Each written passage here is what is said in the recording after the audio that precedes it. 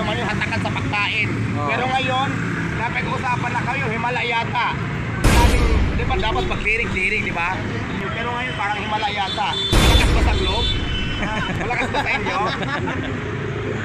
Di ba napag-uusapan kayo, Himala?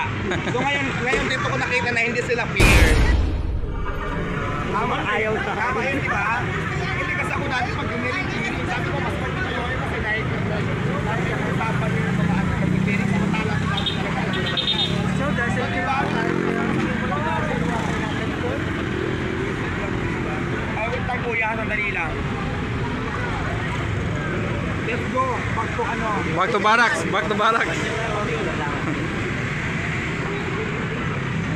Di ba ngayon ang pinupoint ko lang is dati kasi itong mga MMDA pag clearing ako dyan, alam nyo yan. Payong, kaldero. Clearing tangay, payong, kaldero, kung ano man yung hatakan sa pagkain. Pero ngayon, napag-uusapan na kayo, Himala yata. Sinabing, di ba dapat mag-clearing, di ba? Hindi kayo sinisili pa, pero hindi kayo per dati na nasa akin pa kayo. Yun lang naman yung point ko eh. Kasi dati, pag sinabi ko baka naman ano, tangay nyo kagad kung ano yung makuha nyo. Pero ngayon parang Himala yata. Malakas ba sa globe? Malakas ba sa inyo? Di ba napag-usapan kayo, Himala?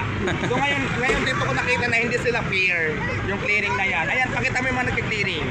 Hindi sila fair. Ngayon ko talaga yan naramdaman. Dahil dati sa kalsada ako pag sinabing clearing. Ngayon may exemption, di ba? May pakiusap na ngayon. So yun lang. Wala naman, hindi ko naman sila silip. Let's go.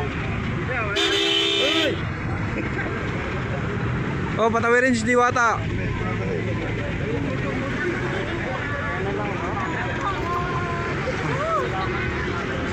Oh, nagkakaroon.